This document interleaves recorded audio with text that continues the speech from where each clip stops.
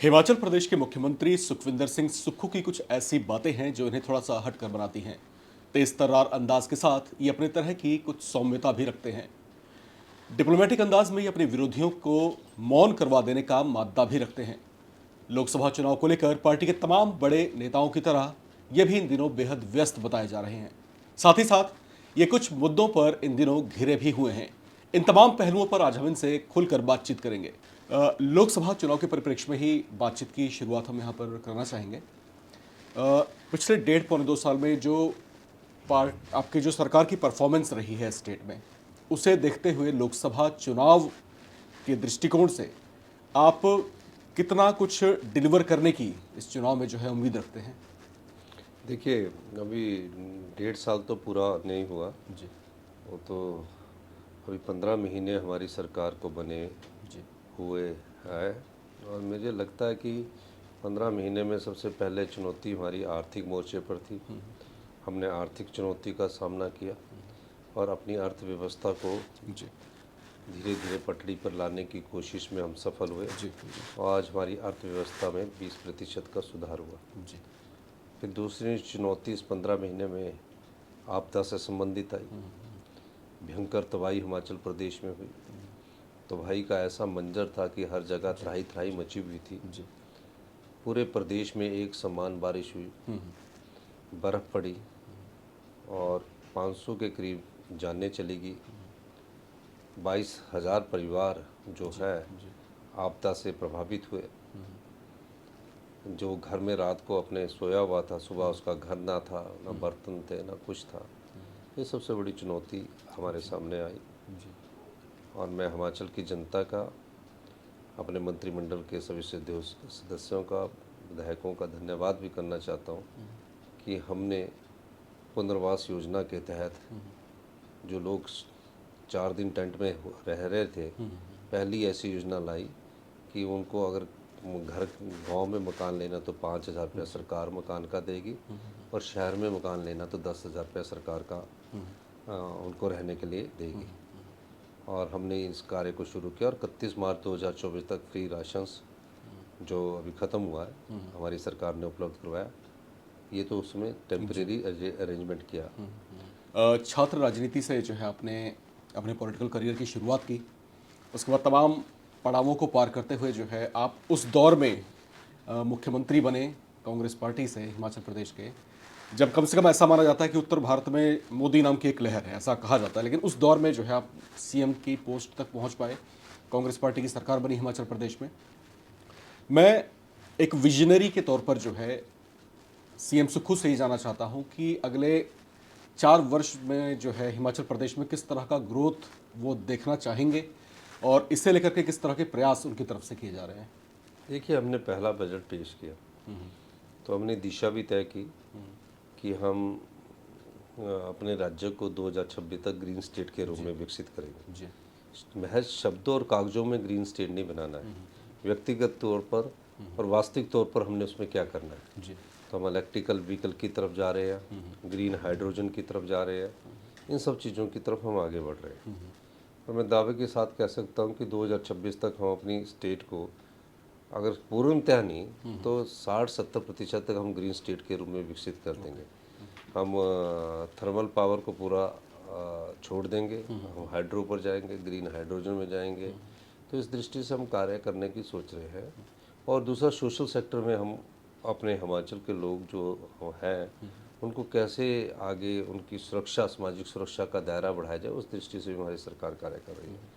दूसरे बजट में हमने 70 साल से ऊपर के सभी बुजुर्गों को जो है हमने फ्री मेडिकल फैसिलिटीज़ सुविधा प्रदान करने की बात की है। और 18 साल से ऊपर की जो भी हमारी बेटियां हैं हम उनको 1,500 रुपया हर महीना देने जा रहे हैं। यानी कि 18 साल के बाद जीवन भर जब तक उसको सांस है, हर साल हम 18,000 रुपया उसको उपलब्ध करवा रहे हैं। और हम सामाजिक सुरक्षा का दायरा बढ़ाकर जो ओल्ड पेंशन स्कीम हमने हिमाचल प्रदेश में जो 1,36,000 सरकारी कर्मचारी हैं उनको उपलब्ध करवाई है। तो वैसे ही अनाथ बच्चों के लिए हम फ्री एजुकेशन 27 साल तक करने जा रहे हैं। विधवाओं के बच्चों को हमने 27 साल तक फ्री एजुकेशन कर दिया। फ्री एजुकेशन का मतलब है कि उनकी फ़ीस सरकार देगी। जिस भी स्कूल में पढ़ेंगे सारी फीस सरकार देगी। अच्छा। और कॉलेज में पढ़ेंगे सरकार देगी, और जब मेडिकल कॉलेज में 1 लाख की फ़ीस है वो भी सरकार देगी, हॉस्टल की फ़ीस सरकार देगी। ये सारी सुविधाएं हम सामाजिक दृष्टिकोण से आगे लेकर जा रहे हैं। और मेरा मानना है कि हमारा जो संकल्प है वो 2027 तक प्रदेश आत्मनिर्भर बने और 2032 तक हिमाचल प्रदेश हिंदुस्तान का सबसे समृद्धशाली और अमीर राज्य बने। हमारी सरकार इस ढंग से योजनाएं भी बना रही है, काम भी कर रही है और आगे भी बढ़ रही है। ये ठीक है कि मुश्किलों का सामना करना पड़ता है, चुनौतियां कई आती है, आंतरिक चुनौती भी आती है, बाहरी चुनौती भी आती है, मंत्रिमंडल के सदस्यों से भी चुनौती आती है, विधायकों से भी चुनौती आती है। उन सब चुनौतियों में सामंजस्य बढ़ाकर आगे बढ़ना है। जी बिल्कुल। एक अच्छी सरकार की जो है पहचान यही होती है कि वो अपनी जो प्लानिंग्स है किस तरीके से उसको सफल करते हैं। जैसा आपने बताया भी काफ़ी कुछ चीज़ें जो है आप फैसिलिटेट कर रहे हैं, और एजुकेशन सेक्टर में खासतौर से आपका जोर है कि वहाँ पर जो है अच्छी एजुकेशन के साथ में जो मध्यम वर्गीय परिवार या गरीब तबके के जो बच्चे हैं उन पर जो है आर्थिक दबाव ना पड़े। तो उसको लेकर के आपने काफ़ी आर्थिक सहायता की बातें भी कही हैं, और फ्री एजुकेशन की तरफ मैं समझता हूँ कि आपका जोर है। जो इनिशिएटिव्स आपकी गवर्नमेंट की तरफ से लिए जा रहे हैं इकोनॉमिक ग्रोथ को लेकर के, क्योंकि किसी भी सरकार की सफलता काफ़ी हद तक इस बात पर निर्भर करती है कि वो सरकार जो है स्टेट के इकोनॉमिक ग्रोथ के लिए किस किस तरह से चीज़ों को प्लान कर रही है, कैसे उसको जो है ग्रास रूट लेवल तक उतार रही है। तो इस दिशा में क्या इनिशिएटिव्स हैं आपके, क्या कुछ कर रहे हैं और क्या कुछ प्लानिंग है आपकी? देखिए, फाइनेंशियल प्रूडेंस होना बहुत ज़रूरी है। हम उस दृष्टि से काम कर रहे हैं। हाइड्रो में हम इन्वेस्टमेंट कर रहे हैं, सोलर एनर्जी में हम इन्वेस्टमेंट कर रहे हैं, ग्रीन हाइड्रोजन में हम इन्वेस्टमेंट कर रहे हैं। अपनी जो लूपहोल्स है, जो चोर दरवाजे से पैसा बाहर जाता है उसको रोकने की कोशिश कर रहे हैं, और इकॉनमी को 27 तक हम पटरी पर लाने की कोशिश कर रहे हैं। तो ये सब दृष्टि से जो भी सुधार इस दृष्टि से इन चीज़ों को आगे लाने के लिए किया जाएगा, उस दृष्टि से मैं आगे बढ़ रहा हूँ। और मेरा ये मानना है कि हम इसमें सफलता प्राप्त कर लेंगे। और इसमें भी कोई दो राय नहीं है कि कई बार कड़े फैसले लेने पड़ते हैं। उन कड़े फैसलों का विरोध कई बार जनता भी करती है और विधायक भी करते हैं, लेकिन उससे समाज का भला हो तो ऐसे फैसले लेने में थोड़ा घबराना नहीं पड़ता। जी। और कुछ बातें काफ़ी कुछ सुनी और देखी गई। बतौर मुख्यमंत्री आपसे हम जानना चाहेंगे कि प्रतिभा सिंह जी के साथ में व्यक्तिगत तौर से और जो एक राजनेता के तौर पर जो है किस तरह के संबंध हैं आपके?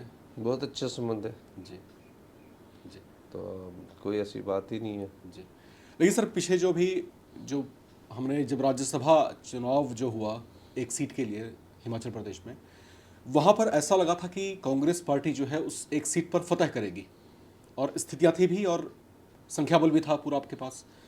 तो ऐसा कुछ महसूस होता हुआ दिखाई दिया कि शायद जो चैलेंजेस हैं वो पार्टी से बाहर होने के अलावा जो है पार्टी के भीतर बड़े चैलेंजेस हैं, और फिर कुछ ऐसा भी हुआ कि क्रॉस वोटिंग हो गई, और फिर जो है स्थितियां हमने देखी क्या क्या हुआ फिर उसके बाद। इससे लेकर के आप क्या कुछ कहना चाहेंगे? नहीं, ये बात सही है कि राज्यसभा के चुनाव में हमारी मेजॉरिटी थी जी और हमारी गलती भी रही है।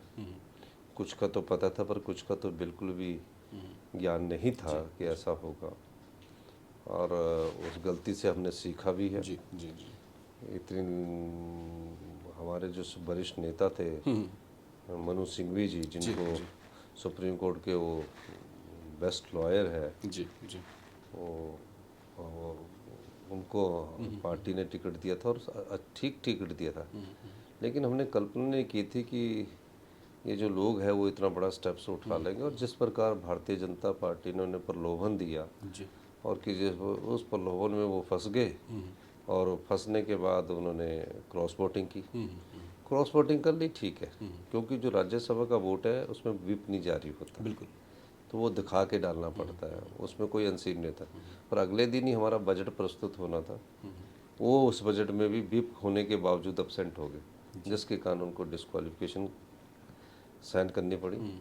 6 इन विधायकों ने की, 3 जो इंडिपेंडेंट थे वो बीजेपी के अगेंस्ट जीते थे, बीजेपी की विचारधारा से ही थे। वो बीजेपी का टिकट चाहते थे, बीजेपी का जब टिकट नहीं मिला तो उन्होंने आज़ाद उम्मीदवार लड़ा और तीनों जीत गए। जी लेकिन विडंबना आज देखिए, आज़ाद उम्मीदवार ना तो कांग्रेस पार्टी का ना बीजेपी का, वो इस्तीफा दे के बैठ गया कि हमारे इस्तीफे स्वीकार करो। जी ऐसा पहला ही बार होगा हिंदुस्तान में। जी जी और अब स्पीकर साहब उस पर फैसला लेंगे। तो जब वो इंडिपेंडेंट जो किसी पार्टी का नहीं, और कांग्रेस के जो विधायक है ऐसे तो पार्टी के खिलाफ 15 महीने में जाने वाले नहीं थे। 15 महीनों में हमने उनके सारे काम भी किए, एसडीएम से लेकर जो सारे अधिकारी भी लगाए, हर एक विधानसभा में 300-400 करोड़ के काम हुए। ठीक है, कुछ एक लोग उसमें मंत्री बनना चाहते थे, एक दो लोग मंत्री बनना चाहते थे, तो मैंने उनको कहा कि लोकसभा चुनावों के बाद हम मंत्री बनाने के बारे में सोचेंगे। और कुछ एक लोग थोड़े स्वभाव से कई बार आदमी लालची भी होता, तो कुछ लालच में भी थे। जी तो अब उस समय जब वोटिंग हुई तो हमारे 34 हमारे भी आए, 34 मनोज सिंह जी के भी आए, कांग्रेस और बीजेपी बराबर में आ गई। और जब कांग्रेस और बीजेपी बराबर में आ गई तो उसके बाद नियम ही उल्टा है। पर्ची निकली मनोज सिंह जी की और वो हारे हुए घोषित हो गए, जी जबकि क्या होना चाहिए था कि पर्ची निकलने वाले को जीता हुआ घोषित किया जाना चाहिए। ये पहली बार है, कोई लेख नहीं है इसका कि जिसकी पर्ची निकलेगी वो हारा हुआ माना जाएगा। तो पहली बार है। कई जगह तो 2-2, 3-3 पार्टियों के राज्यसभा के लोग होते हैं, यूपी वगैरह में फर्स्ट प्रेफरेंस, सेकंड प्रेफरेंस। जी बिल्कुल। अगर 3 आदमी वहाँ बराबर आ गए तो अगर जिसकी पर्ची निकली तो वो तो हारा हुआ माना जाएगा, तो 2 को राज्यसभा कैसे देंगे? बिल्कुल बिल्कुल।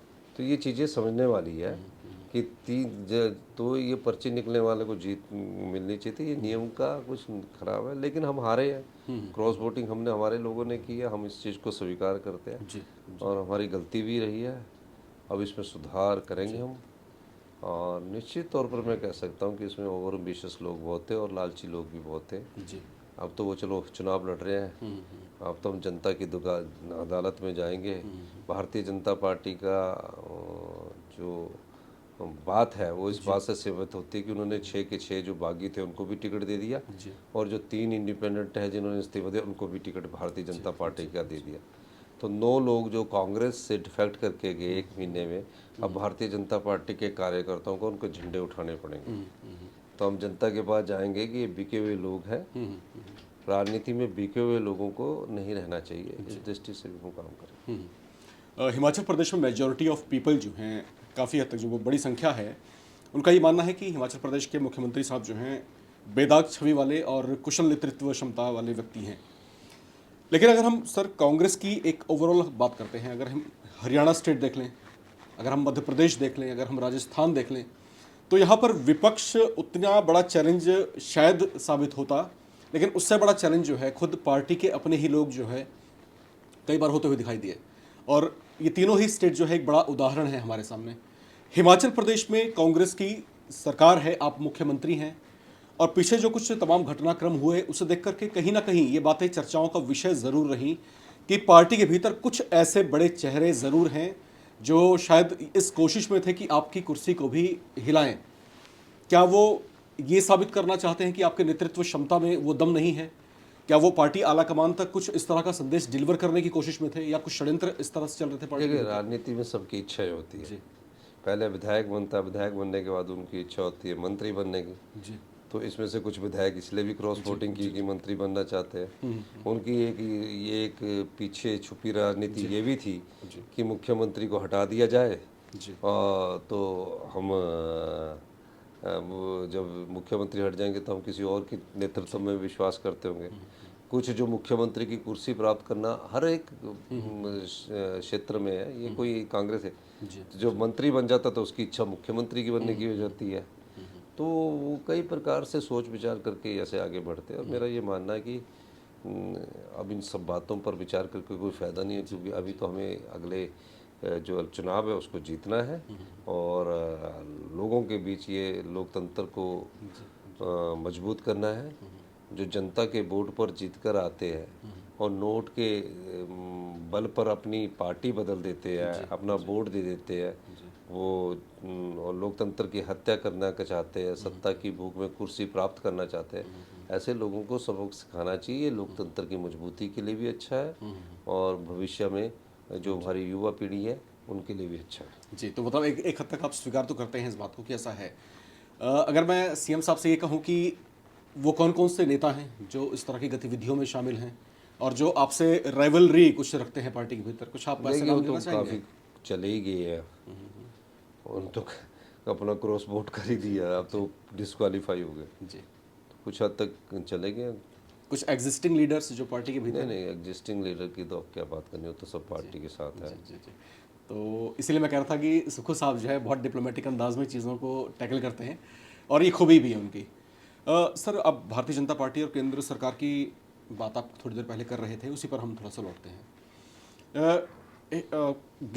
गैर बीजेपी शासित जो राज्य हैं और ख़ासतौर से दक्षिण भारत के राज्यों की अगर हम बात करें तो उनकी कुछ शिकायतें ऐसी हैं कि जो सेंटर से ड्यूज़ मिलने वाले हैं उनको, वो ड्यूज़ जो है जानबूझकर लटकाए जा रहे हैं, ऐसा उनका आरोप है, उनका ऐसा कहना है।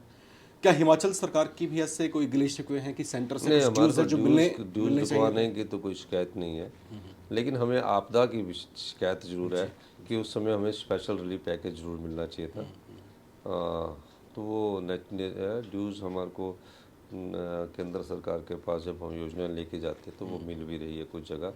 वो तो ठीक है, कई जगह राजनीति करते हैं और राजनीतिक स्टेट में, क्योंकि ओपोजिशन की स्टेट है तो थोड़ा बहुत तो राजनीतिक हो ही जाती है। जी। जैसा आप बता भी रहे थे सर कि हिमाचल प्रदेश में अक्सर जो है आपदाएं आती रहती हैं, लैंडस्लाइड्स बहुत आम सी बातें हो गई हैं इन दिनों। तो कुछ आप स्थायी प्रबंध चाहते हैं और नहीं केंद्र की देखिए, तरफ से मैं कोई आपको सहयोग एक चाहते चीज़ हैं? बता दूँ, आपदा ये आती नहीं है, जी। ये ग्लोबल वार्मिंग का असर है। स्पीति में कभी बारिश नहीं होती थी, बर्फ़ ही पड़ती जी है, बिल्कुल। वहाँ बारिश होगी। जब टेम्परेचर बढ़ रहा है तो उसका कुछ असर हो रहा है, और लैंडस्लाइड्स आते नहीं हैं। लैंडस्लाइड्स ऐसा कि जब हमारे न्यू रोड्स कंस्ट्रक्ट हो रहे हैं तो जब पहाड़ कटता है उसका जो स्टेटा होता है उसको सेटल होने में, रोड बनती है तो उसको 4 से 5 साल लगते हैं। तो 40,000 किलोमीटर हिमाचल में रोड्स बनी है। अच्छा। तो वो ऐसा नहीं कि हर सड़क में आए, जब जहाँ फ्रेश कटिंग होती है वहाँ आती है, लैंडस्लाइड सब ज़्यादा होते हैं।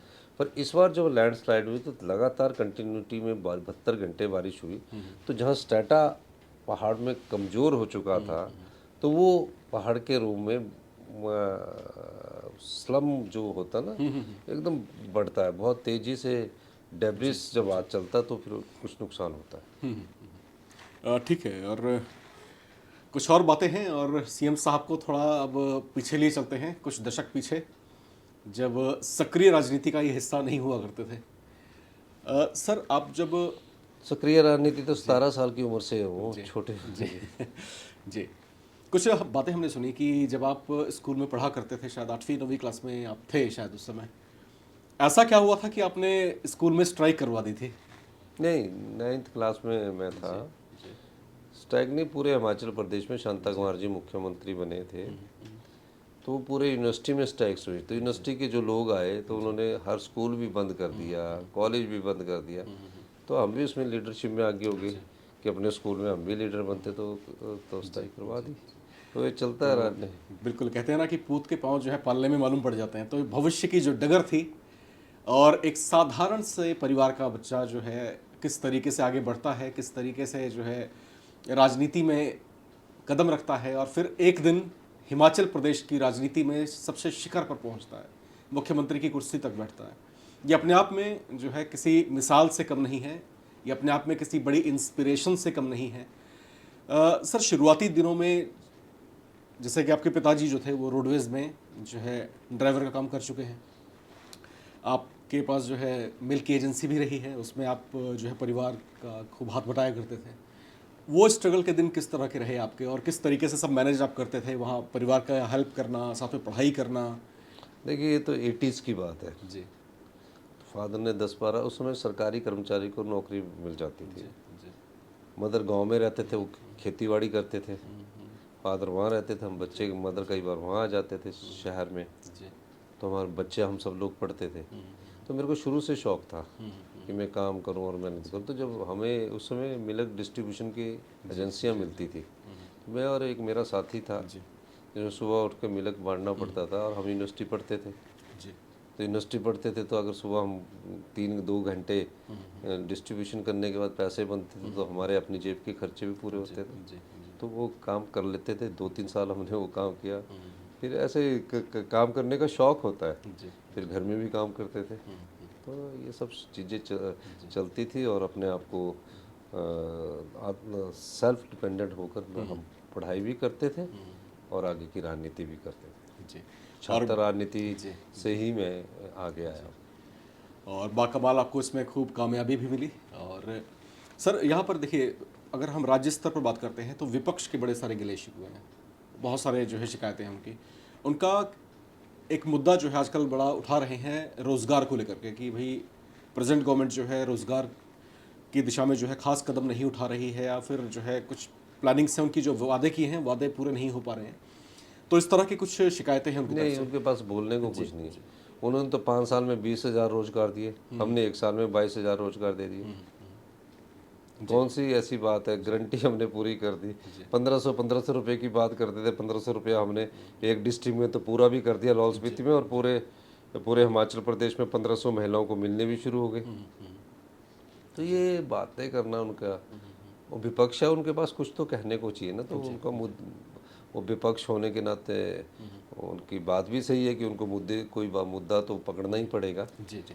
पर ऐसी कोई भी बात नहीं है। जी। हिमाचल प्रदेश एक छोटा सा राज्य है सर, और यहाँ पर जो है अपने स्तर की, ठीक है आप बता रहे हैं कि आपने क्या कुछ इनिशिएटिव्स लिए और क्या कुछ चीज़ें आप कर रहे हैं और क्या प्लानिंग्स में है आपकी। आपको क्या लगता है कि केंद्र की सरकार से क्या कुछ अगर आपको सहयोग मिल जाए तो बहुत बेहतर हो सकता है? केंद्र की सरकार से टैक्सेस में हमारा हिस्सा होता है। हमारा हिमाचल प्रदेश के विकास हो, आम लोगों की सोच के अनुसार हम कार्य कर सके और हमें सहायता मिलती रहे। कुछ मांगे, कुछ नहीं, अपेक्षाएं होंगी केंद्र नहीं, सरकार से आपकी? केंद्र सरकार से तो हम जो मुद्दे लेके जाएंगे तभी वो बेचारे बोलेंगे। जी जी। चलते चलते सर एक और सवाल आपसे लेना चाहेंगे। लोकसभा चुनाव अब बहुत नज़दीक हैं और आप बहुत व्यस्त भी हैं आजकल, इसमें लगे भी हुए हैं। और यहाँ पर देखिए, अब अगर हम पिछले चुनाव की बात करते हैं तो उस समय जो है प्रदेश में भाजपा की सरकार थी और सभी सीटें जो हैं लोकसभा की वो बीजेपी के हिस्से में गई थी। इस बार क्या ऐसा एस्पेक्ट हम कर सकते हैं कि राज्य में कांग्रेस पार्टी की सरकार है, आप नेतृत्व कर रहे हैं, मुख्यमंत्री हैं आप, तो इस बार क्या पासा पलट सकता है? क्या देखिए, हमारे लास्ट अंतिम चरण में चुनाव है जी। अंतिम चरण में उस समय कौन से मुद्दे राइज हो जाते हैं? आजकल लोगों की ना मेमोरी बड़ी शॉर्ट है जी। 3 दिन पहले आपने ब्रेकफास्ट में क्या खाया, दिमाग में बोझ डालना पड़ता, तब पता लगता कि ये खाया है। जी जी। तो उस समय कौन से मुद्दे होंगे? लेकिन मैं ये कह सकता हूँ कि हमारी सरकार ने गुड गवर्नमेंट के हम नाते गुड गवर्नेंस की, अच्छे शासन के लिए अच्छे प्रशासन का होना जरूरी है, हमने किया है। हम समाज के अंतिम व्यक्ति तक पहुँचे हैं, अंतिम व्यक्ति तक हमारी योजनाएं पहुँची है जी। और निश्चित तौर पर मैं कह सकता हूँ कि लोग हमें चाहेंगे। और लोग हिमाचल में जो अभी राजनीतिक घटनाक्रम हुआ है, जो खरीदो फरोख्त हुई है, उससे लोगों में गुस्सा है। हिमाचल देवी देवताओं की भूमि है, वो हर 5 साल एक सरकार को काम करने का मौका देते हैं हिमाचल प्रदेश में। 5 साल बाद वो अपने मत को बदलते हुई है, ऐसा नहीं है कि नहीं बदलते, मैं ये नहीं कहता, लेकिन अभी लोगों में गुस्सा है। अब वो गुस्सा वोट के रूप में कितना कन्वर्ट होता है उस समय की परिस्थितियों के हिसाब से ही बता सकते हैं। जी जी। तो ये थे हिमाचल प्रदेश के मुख्यमंत्री सुखविंदर सिंह सुक्खू साहब, जो बहुत साफ गोई रखते हैं अपनी बातों में, लाग लपेट नहीं करते और बच करके निकलने की कोशिश भी नहीं करते हैं, स्पष्ट तरीके से अपनी बातों को रखने की कोशिश करते हैं। और आज की जो बातचीत रही, आप लोगों ने देखा होगा, उन्हें समझा होगा कि किस तरीके से राज्य के सतत विकास की दिशा में ये लगातार प्रयास कर रहे हैं, किस तरह से इनिशिएटिव्स ले रहे हैं, इकोनॉमिक ग्रोथ के लिए किस तरह से ये जो है संजीदा हैं, और ख़ास तौर से प्रदेश की जो युवा हैं, युवा शक्ति जो है प्रदेश की, उसे जो है फैसिलिटेट करने के लिए किस तरीके से जो है आर्थिक दबाव ना पड़े उनके ऊपर, तो उस दिशा में किस तरह से प्रयास कर रहे हैं। और इन्होंने हमें अपना बहुमूल्य समय दिया, इसके लिए सर आपका बहुत बहुत शुक्रिया, धन्यवाद। और बहुत जल्द आपको राजनीति की एक और बड़ी हस्ती से मिलवाएंगे। तब तक के लिए मुझे यानी राम विश्वकर्मा को दीजिए इजाज़त। नमस्कार।